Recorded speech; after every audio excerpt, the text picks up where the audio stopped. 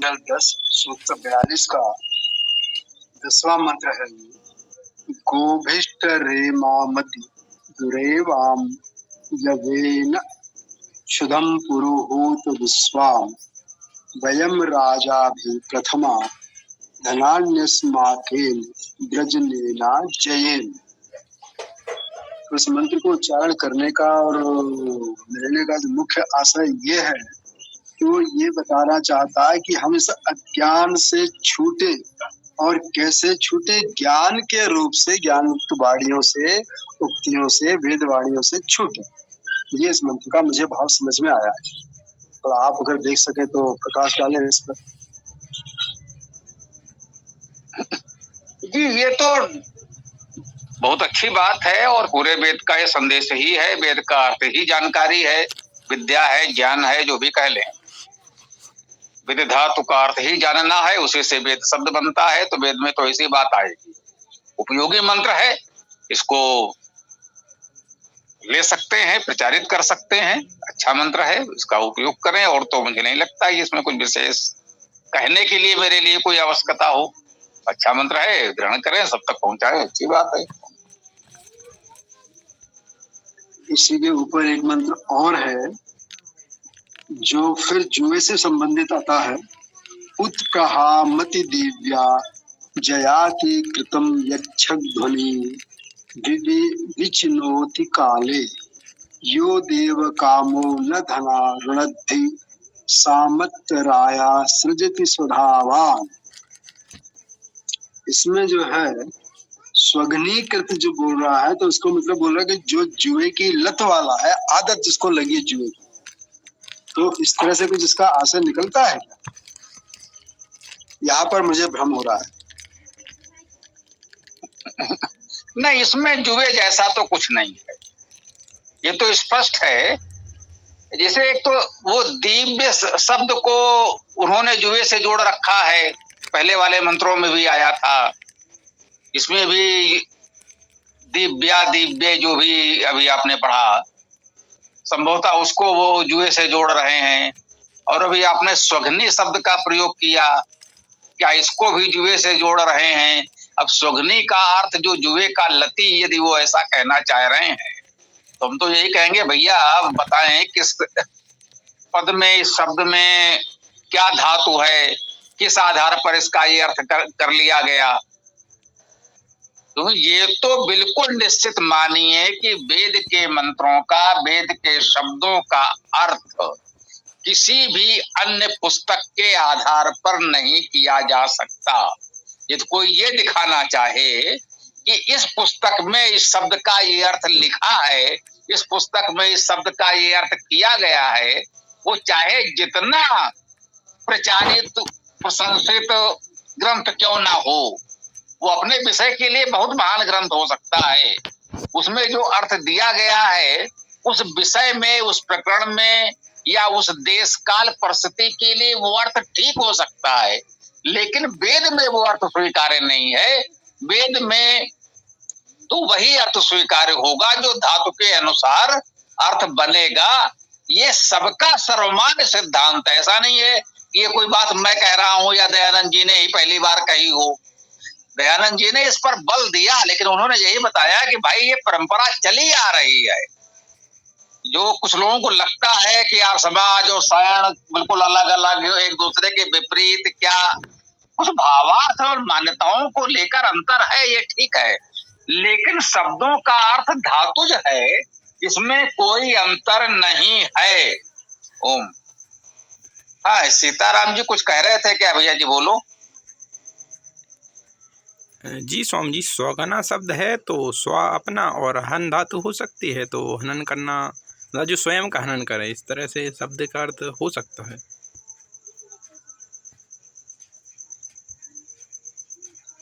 स्वामी जी, इसमें शब्द इस्तेमाल हुआ स्वघनी। स्व मतलब आने वाला, कल अर्थात भविष्य हो गया, और घनी उसका हनन करने वाला। तो क्या इसको वो जुए के रूप में स्वीकार करते हैं कि जो अपने आने वाले भविष्य का हनन कर रहा है?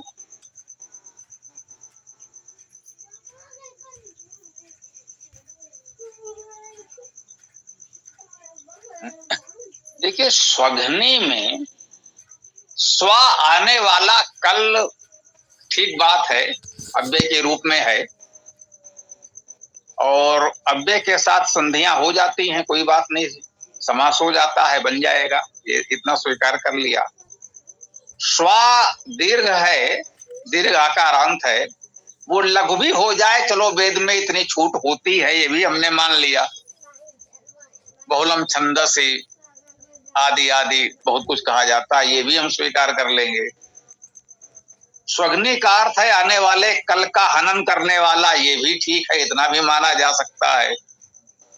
तो ये तो कह सकते हैं कि जो आने वाले कल का हनन कर रहा है, कल के विषय में नहीं सोच रहा है, कल हमें कैसे अच्छे कार्य करने चाहिए, आज ऐसा कुछ कर रहा है जिससे कल उसके लिए अच्छा न हो, तो कल अपने आने वाले कल को वो नष्ट कर रहा है, इतना तो ठीक है। लेकिन उसे केवल जुए से कैसे जोड़ा जाए? ऐसे तो बहुत से कार्य हो सकते हैं जिसमें आज का समय वो नष्ट कर रहा है, जो आने वाले कल के लिए अच्छा नहीं है, तो उसको केवल जुआ तो नहीं कहा जा सकता मेरे विचार से। मतलब शाब्दिक अर्थ जो आपने ये बताया, ये हमने स्वीकार कर लिया है, इतना स्वीकार किया जा सकता है, ये बिल्कुल ठीक है। लेकिन आने वाले कल को हनन करना केवल जुए से नहीं जोड़ा जा सकता। ऐसे बहुत से कार्य हो सकते हैं जो निंदित हैं, नहीं करने चाहिए, वर्जित हैं, उन सबको इसके अंतर्गत माना जा सकता है। उसमें जुआ भी हो सकता है, लेकिन जुआ ही नहीं हो सकता, ये हमें ध्यान देना है। निंदित, कुत्सित, हानिकारक सभी कार्य इसमें सम्मिलित हैं। तो हानिकारक कार्यों में जुआ भी है, इसलिए वो भी सम्मिलित हो सकता है, लेकिन एकमात्र जुआ अर्थ कर दिया जाए, ये ठीक नहीं है।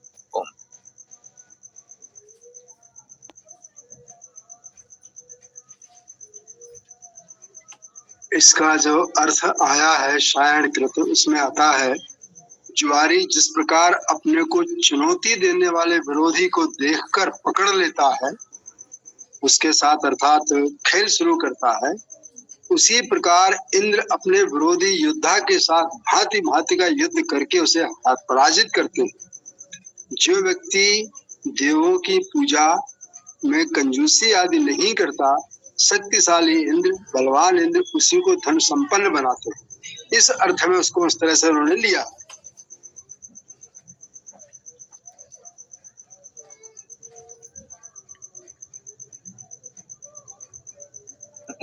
भावार्थ तो ठीक किया है। अब जुआ शब्द को यदि हटा दें, स्वग्नि को स्वग्नि रहने दें, जो आपने कहा है कि कल को नष्ट करने वाला, इतना ही अर्थ रहने दें, तो उसको वही कह सकते हैं कि जो निंदित कार्यों में लगे हैं, प्रतिपक्षी विरोधी के प्रति ही सोचते रहते हैं, और जैसे ही वो मिला उसको जैसे झपट लिया, इंद्र ऐसे ही शत्रुओं को झपट कर मार देता है। ये बात ठीक है, यहाँ जुआ बीच में न लाएं तो भी अर्थ वही आ जाएगा। जो भाव व्यक्त करना चाह रहा है, भाव ठीक है, और वो भाव यहाँ पर ग्रहण भी किया जा सकता है बिना जुआ शब्द लाए हुए, है ना। तो कह सकते हैं जो बुरे लोग भी हैं, उतने जागरूक अच्छे लोग नहीं हैं, इतने विद्वान संस्कारवान नहीं भी हैं, कि उनके लिए यही है कि जो उनका विरोधी है, शत्रु है, पर दिखा नहीं कि उसको जकड़ा पकड़ा और मारने लगे, उसको नष्ट करना चाहते हैं, उसको मार देना चाहते हैं बिना सोचे विचारे। जितने घातक आक्रमण करता है, तो कह रहे हैं जो इंद्र हमारा परमेश्वर है, परमेश्वरवान है, या जो हमारे समाज के नेतृत्व करता राजा आदि हैं, इंद्र का अर्थ राजा से भावार्थ लिया जाता है, परमेश्वरवान माने बड़ा राजा। तो जो समाज के हमारे राजा महाराजा सम्राट हैं, वो भी शत्रुओं को ऐसे ही मारें, तो ये भावार्थ ठीक है, लेकिन बिना जुआ शब्द का प्रयोग किए भी ये भावार्थ हम व्यक्त कर सकते हैं, उसके उचित शाब्दिक अर्थ को ग्रहण करते हुए भी। क्या इसको इस तरह से बदल सकते हैं कि जिस प्रकार आत्महंता व्यक्ति अन्य दूसरे को देख करके पकड़ता है या उसको दबाने की कोशिश करता, उसी प्रकार इंद्र अपने विरोधी योद्धा को युद्ध करके हराते हैं, पराजित करते हैं।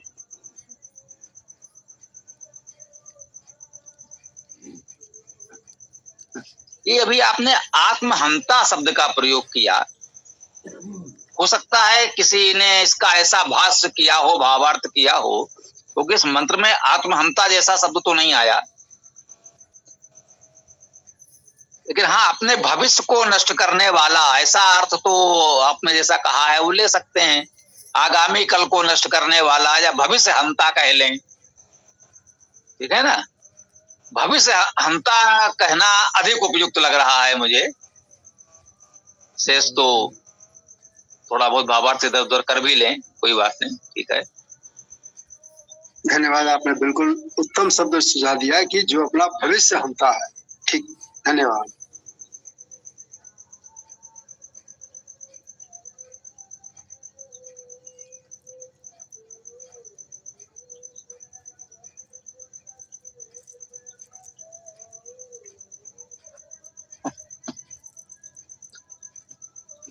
हाँ, यकीन भाई भी जुड़े हुए हैं, कुछ आपका भी प्रश्न हो तो रख सकते हैं।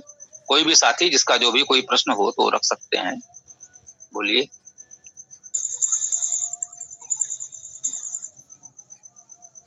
ये जसवीर जी कुछ कहना चाहते हैं तो बताइए, बोलिए। नमस्ते जी। नमस्ते जी। नमस्ते, बोलिए। हाँ ठीक, मेरी आवाज सुन रहे हैं? जी जी आप बोलिए, कह रहे हैं। हमारे यहाँ वेद में एक एक मंत्र 3-3 4-4 बार आया है, जबकि ऋषि कहते हैं कि पुनरुक्त दोष जो है वेदों में नहीं है। तो 3-4 जब बार आएगा तो इसको पुनः बार बार आया हुआ है तो उसको क्या मानेंगे? इसे दूसरी तीसरी चौथी बार वही मंत्र?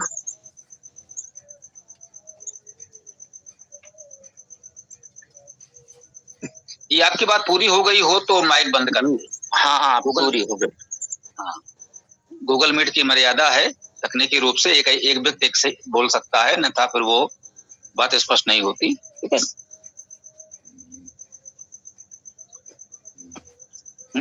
आपका प्रश्न उचित है, उत्तम है, इस पर हम लोग पहले भी चर्चा कर चुके हैं।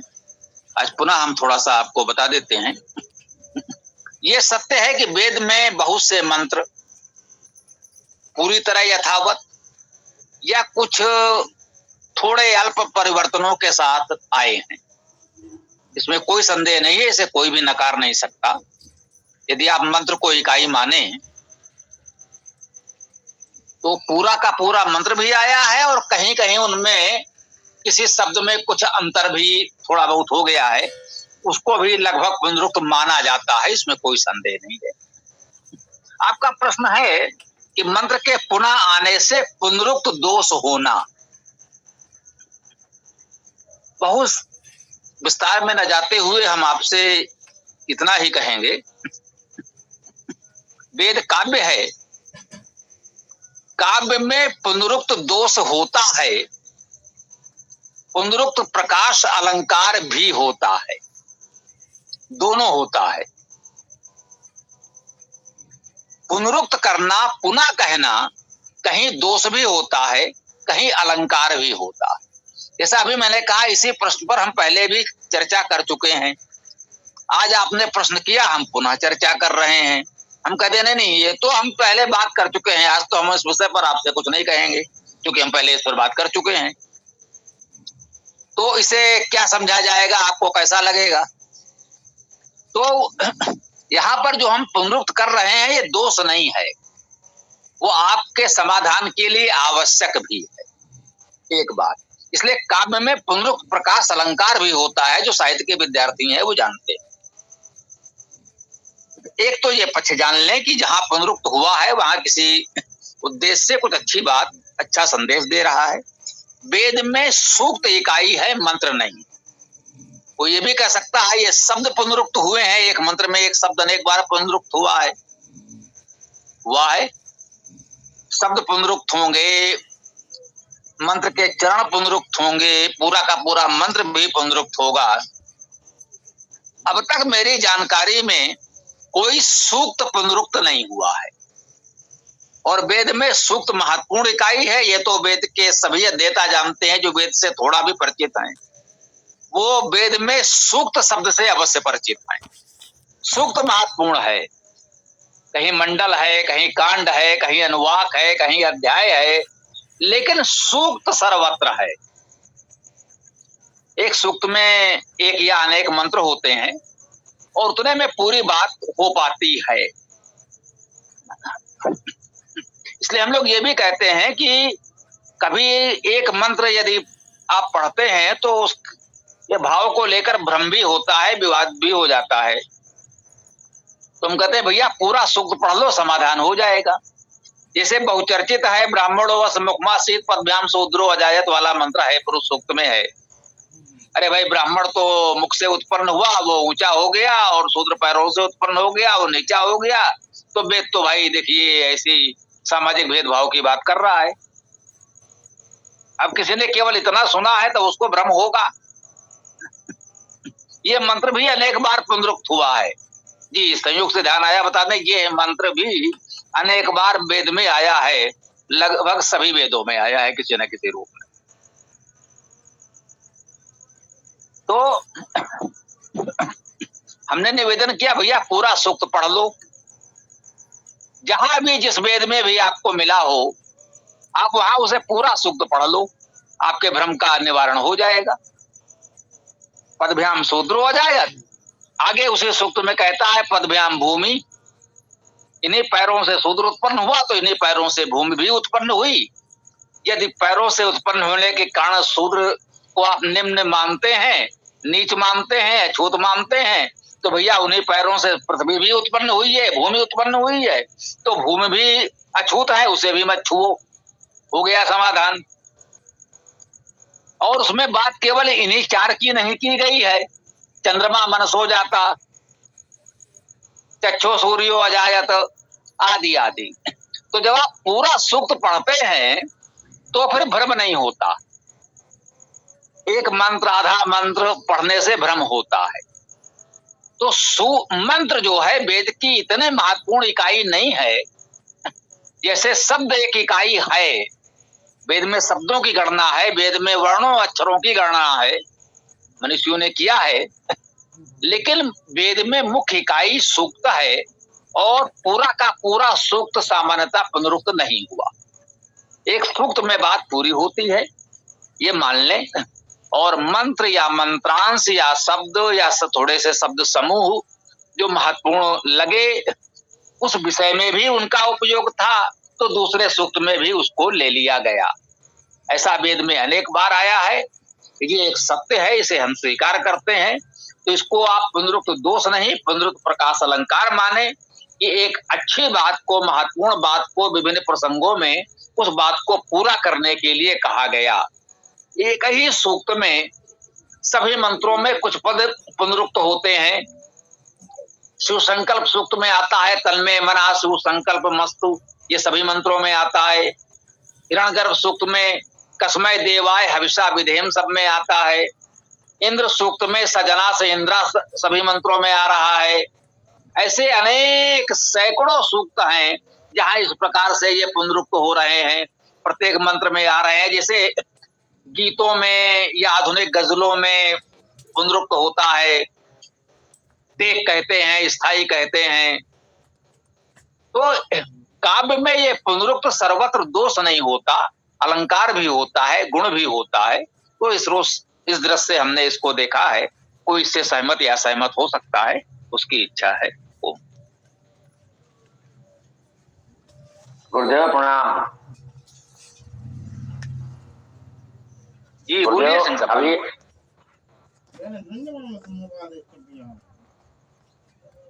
जी पीसी सिंह जी बोलिए।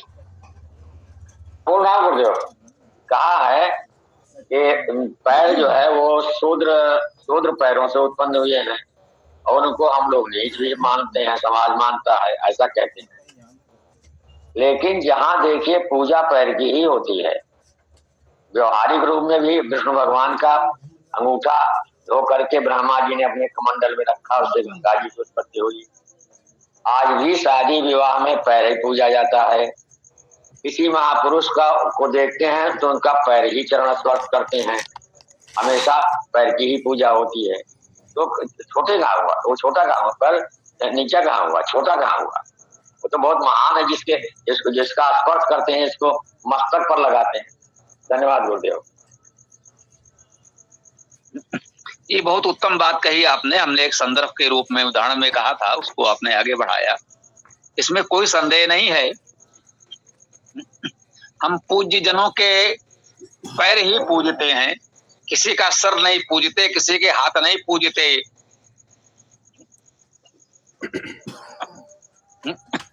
हिंदी के कवि साहित्यकार हरिवंश राय बच्चन ने अपनी आत्मकथा में लिखा है कि पहले उनके समुदाय को शूद्र ही माना जाता था।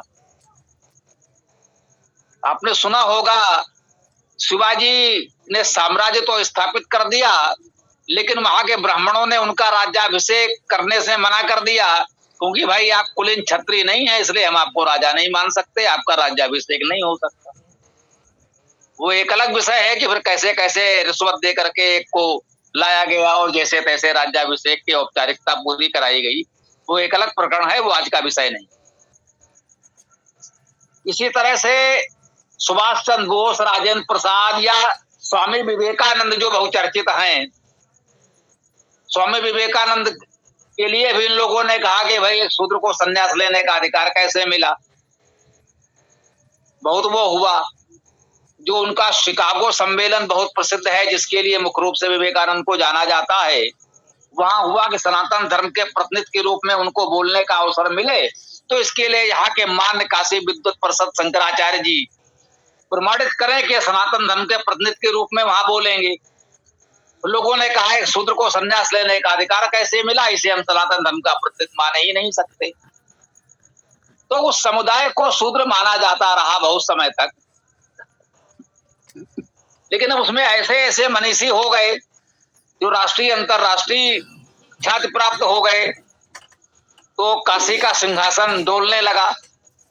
काशी की विद्वत परिषद बैठी और अंत में उन्होंने निर्णय किया कि इनको अब शूद्र नहीं क्षत्रिय माना जाए। उनका ये प्रशासनिक कार्यों में बहुत है और सुशिक्षित भी हैं, इतना सब हो गया है, तो अब इनको शूद्र नहीं क्षत्रिय माना जाए।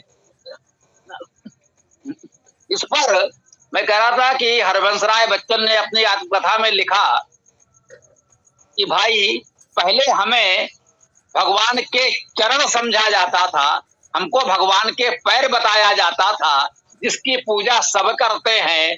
अब हमको ये लोग भगवान का हाथ बता रहे हैं, जिसे कोई नहीं पूजता। भैया हमको भगवान के चरण ही रहने दो, हमें भगवान के हाथ मत बताओ। हरिवंश राय बच्चन ने अपनी आत्मकथा में लिखा है, मैंने पढ़ा है और भी लोग पढ़ सकते हैं।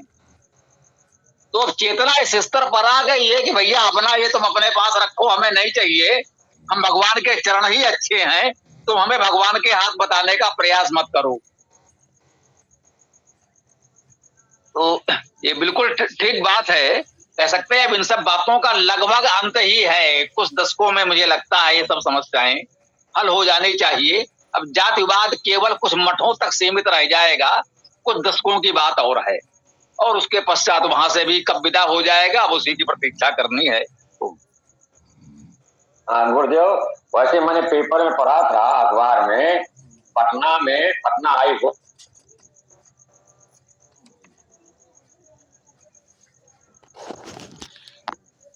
जी पीसी सिंह जी, आपका माइक बंद हो गया है। हाँ गुरुदेव, पटना में एक रिट दायर हुई थी हाई कोर्ट में। लालाओं ने ये कहा था, श्रीवास्तव लोगों ने, कि हमको शोध में रखा जाए और हमको उसका रिजर्वेशन का लाभ दिया जाए। अब उसके बाद क्या हुआ पता नहीं, लेकिन अखबार में एक बार ऐसा निकला तो मैंने पढ़ा था। धन्यवाद गुरुदेव। जी जी, यही विषय है जो हम बता रहे थे आपको, यही विषय है कुल मिलाकर। याचिका की बात का तो नहीं पता, मतलब ठीक है, ये भी एक घटना है जो आप बता रहे हैं, वो सत्य है, वो भी झूठ नहीं है। लेकिन ये सत्य है कि आप उनको शूद्र बताते रहे। विवेकानंद, सुभाष चंद्र बोस, डॉक्टर राजेंद्र प्रसाद, हरिवंश राय बच्चन जैसे मनीषियों को आप शूद्र बताते रहे, और उसके बाद वो आ गए, अच्छा भाई हम शूद्र ही सही, हमको शूद्र ही मानो, दो हमें प्रमाण पत्र शूद्र होने का। तो खलबली मच गई।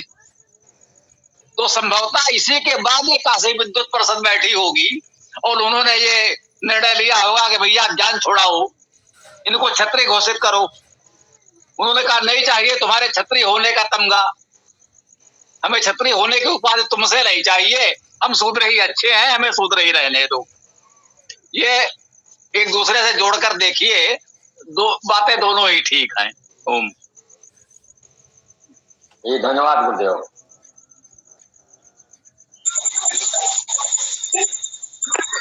ओम ओम। जसवीर जी बोलिए।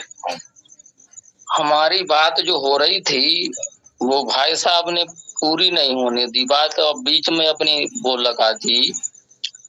हम ये कहना चाह रहे थे कि जैसे जो मंत्र हैं वो कहीं कहीं अनुवादक ने ये कह दिया है कि ये जो है वहां लिखा है, वहां अर्थ देख लो इसका, उसमें देख लो, आगे वाले में देख लो, लेखक ने कह दिया है वहीं अनुवादक ने, तो वहां पढ़ लो। तो जब एक अलग वो अर्थ उसका भेद होगा, सूक्त में प्रसंग प्रकरण भी अलग होगा, तो वो प्रकरण वही वहां पर उसे कैसे स्वीकार कर लिया जाएगा। जी जी जी, ये ध्यान रखिए, बात पूरी हो जाए तो माइक बंद कर दिया करें। हाँ। पता भी चलता है कि आपकी बात हो गई, अब हमें बताना है। तो आपका ये प्रश्न भी बिल्कुल उचित है। अनेक पुस्तकों में हमने देखा है, भाष्यों में लोगों ने ऐसा किया है, ये बात ठीक है। इसको यूं समझिए, इसके लिए कोई व्यवहारिक कठिनाई रही। ये छपाई आदि की व्यवस्था जिस प्रकार से होती थी, तो थोड़ा सरलता के लिए और इतना बड़ा वेद का भाष्य पूरा करना है इस दबाव में, ये कह सकते हैं एक छोटा रास्ता बनाने का प्रयास किया गया कि भाई कार्य किसी तरह से पूर्ण हो, आगे बढ़े। हमने अपनी पुस्तकों में ऐसा नहीं किया है। हमारा जो अपना वेद भाष्य है उसमें ऐसा हमने कहीं नहीं किया। क्यों?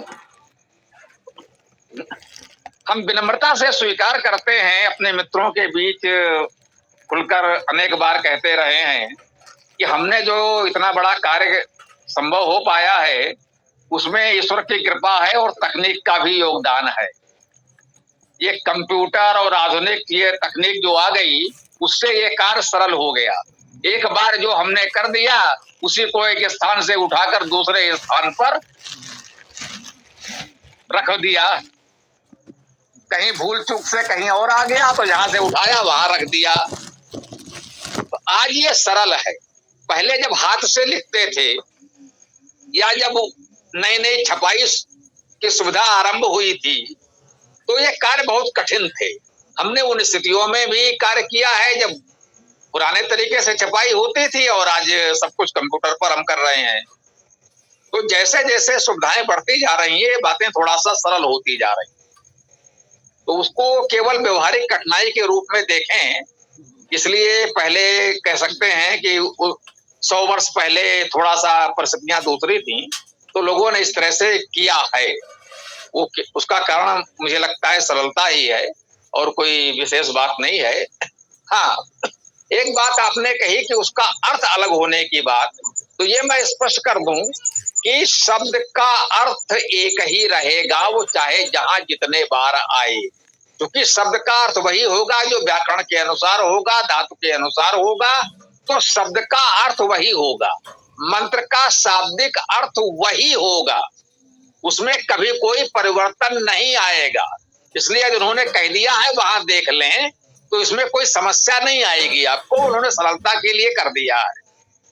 हाँ, जो कहिए कि दूसरे सूक्त में जो बात कही जा रही है, वेद के संपादन कर्ताओं ने, अब जो आस्था से मानते हैं कि वेद ईश्वरीय ग्रंथ है और आज जिस रूप में जहां जैसा है, एक एक शब्द उसी क्रम से ईश्वर ने ही दिया है, वो जो भी मान लीजिए, जो भी वेद का संपादक है वो परमेश्वर है या कोई निस्मार से व्यक्ति है। तो वेद के संपादक को, प्रस्तुतकर्ता को ये लगा कि इस सूक्त में भी ये मंत्र ले लिया जाए, तो यहाँ पर वो बात पूरी हो जाएगी और थोड़ा अधिक उपयोगी हो जाएगा। ये बात यहाँ इस सूक्त में भी महत्वपूर्ण है, इसलिए उस मंत्र को वहां उसने पुनः ले लिया। तो शब्दों का अर्थ वही रहेगा, मंत्र का शाब्दिक अर्थ वही रहेगा। उस बात की उपयोगिता वहां भी है तो वहां भी उसको प्रस्तुत कर दिया गया। इसमें कोई बड़ी समस्या नहीं है। जी बोलिए। कुछ मंत्रों में ऋषि भी बदले हुए हैं और देवता भी बदले हुए हैं।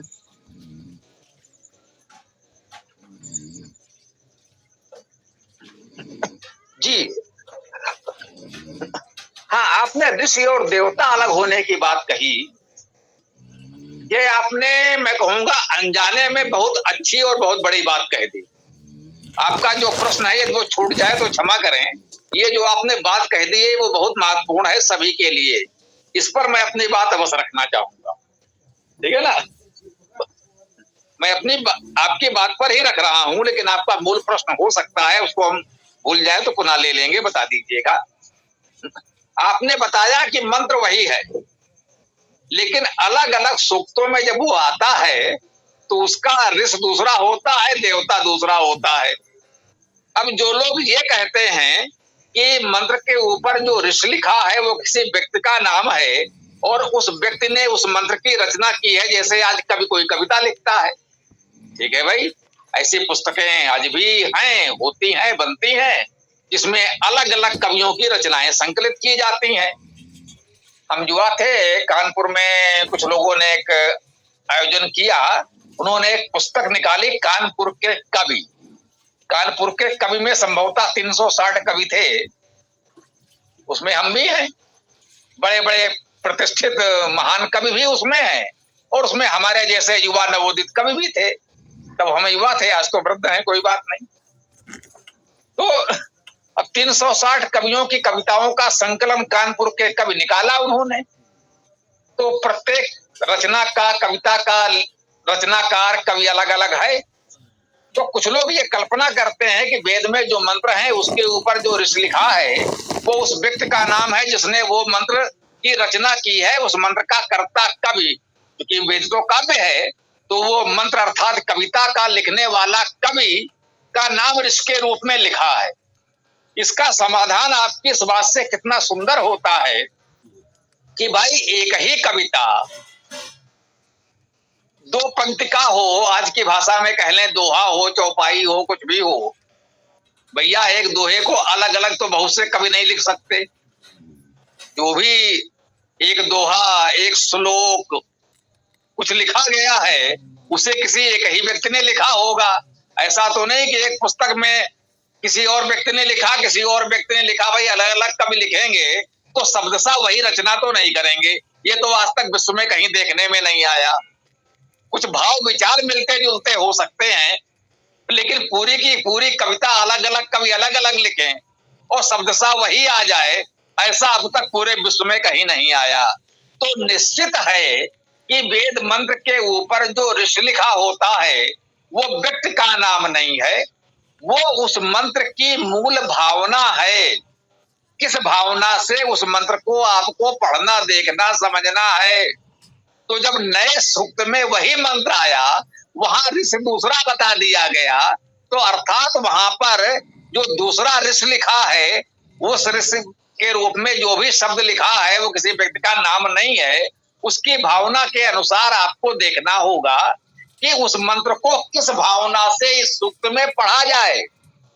अर्थात उस मंत्र का भावार्थ परिवर्तित हो सकता है।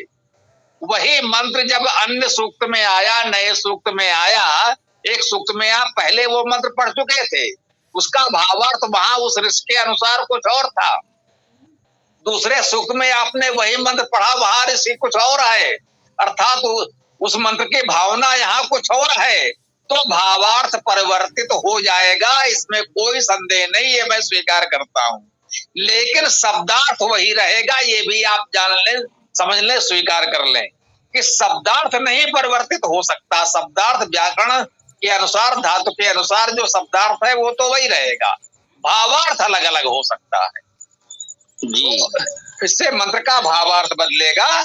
और देवता होता है उसका विषय, जिस विषय में उसमें बात कही गई है। तो एक मंत्र में बहुत सी बातें आती हैं, तो उस सूक्त ने बताया कि यहाँ पर उस मंत्र की इस बात को महत्व दिया जा रहा है जो देवता के रूप में लिखा है। तो इस प्रकार से मंत्र वही होते हुए भी ऋषि और देवता अलग अलग हो जाते हैं। ये बहुत महत्वपूर्ण बात आपने कही, बहुत बहुत धन्यवाद आपको। हम एक ओम जी बोलिए बोलिए, ओम आप अपनी बात कहते रहे। हाँ, या औषधि पूर्वा जाता देव्यौ स्त्री युगम पुरा। ये मंत्र जो है स्वामी जी ने इसका अर्थ किया है, और ये मंत्र 10वें मंडल में ऋग्वेद के और 97 एक में आया है। तो कुछ विद्वान जैसे रवि प्रकाश, मैं नाम ले रहा हूँ, प्रोफेसर रोहतक, वो 3 युगों से लेते हैं। यहाँ इन्होंने 3 मतलब जो है दिव्य युग पूर्व उत्पन्न हुई थी औषधियां, ये मतलब जो है इन्होंने ऋतु से लिया है, और उधर वे 3 चतुर्युगी ले लेते हैं।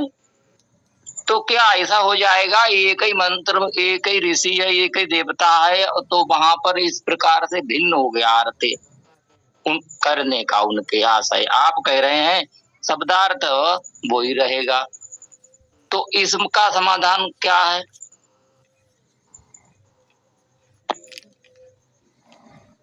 जी भैया जी, आपसे बात करके बहुत अच्छा लग रहा है। आप प्रतिदिन जुड़े और ऐसे ही चर्चा किया करें। आपके प्रश्न बहुत ही महत्वपूर्ण और सबके लिए उपयोगी हैं। ये प्रश्न केवल आपके नहीं हैं, सभी वैदिक अध्येताओं के हैं, और सबको इन विषयों को अवश्य समझना चाहिए। ये जो एक मंत्र के उदाहरण के साथ आपने कहा, इसमें भी आपने बहुत महत्वपूर्ण प्रश्न उठाया है जिसका समाधान आवश्यक है। ये जो अर्थ में अंतर आप बता रहे हैं, इसे मिलावट कहा जाता है। जो बात आप बता रहे हैं चतुर्युगी और ये सब, ये तो मंत्र में कहीं है ही नहीं। ये तो अर्थ करने वालों ने अपनी ओर से उसमें मिलावट कर दी है। वेद को लेकर मुख्य समस्या यही है।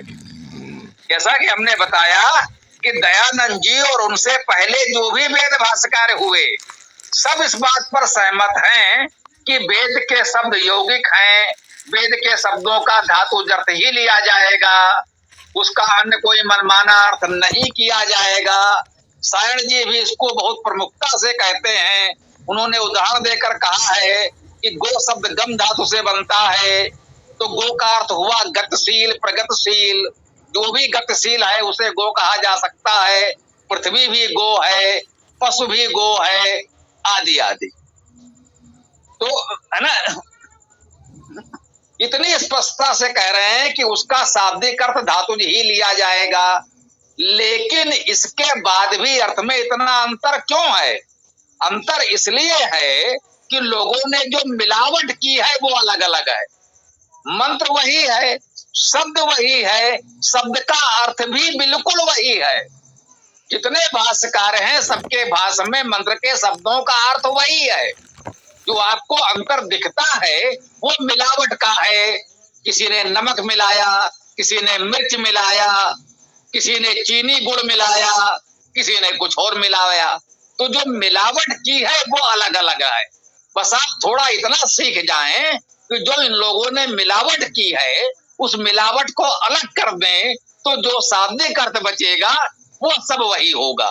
जो समझिए व्यक्तित्व तो वही है, बस उसके सजावट अलग अलग कर देते हैं। जैसे कलाकार आता है मंच पर, कभी वो राजा की भूमिका में होता है, कभी वो भिखारी की भूमिका में होता है, कभी सैनिक की भूमिका में होगा, कभी संत की भूमिका में होगा। व्यक्ति वही है, उसको अलग अलग स्वरूप में सजा देते हैं तो आपको अलग अलग लगने लगता है। तो मूलतः तो व्यक्ति वही है, केवल जो मिलावट की गई, जो उसको ऊपर से सजावट की गई, इस मिलावट सजावट में अंतर आया। तो वेद मंत्रों के साथ यही हुआ है। लोगों ने अपनी ओर से मिलावट करके अनर्थ कर दिया है। कहीं कहीं कहीं कहीं तो अच्छी भाव से अच्छी बात कह दी, ठीक है, लेकिन मिलावट जब चल निकला तो लोगों ने अपनी ओर से ऐसी ऐसी बातें मिलावट कर दी जो कह सकते हैं वेद का अनर्थ हो गया। और ये मिलावट विनम्रता से कहना चाहता हूं कि हमसे पहले लगभग सबने की है। कोई वेदभाष मेरे देखने में नहीं आया मेरे से पहले का जिसमें मिलावट न हो। हाँ, किसने किसी ने नमक मिलाया कि मिर्चा मिलाया कि गुड़ मिलाया, ये अंतर तो अवश्य है। वो कहेगा भाई उसने तो नमक मिलाया था, उसने मिर्चा मिलाया था, मैंने गुड़ मिलाया है, मैंने शहद मिलाया है, मधु मिलाया है। ये तो हो सकता है कि आपने गुड़ मिलाया है, लेकिन मिलाया सबने है। हमने पहली बार ये प्रयास किया है कि मिलावट न की जाए, वेद के मंत्र का शब्द सा अर्थ जितना है उतना आपके समझ प्रस्तुत कर दिया जाए।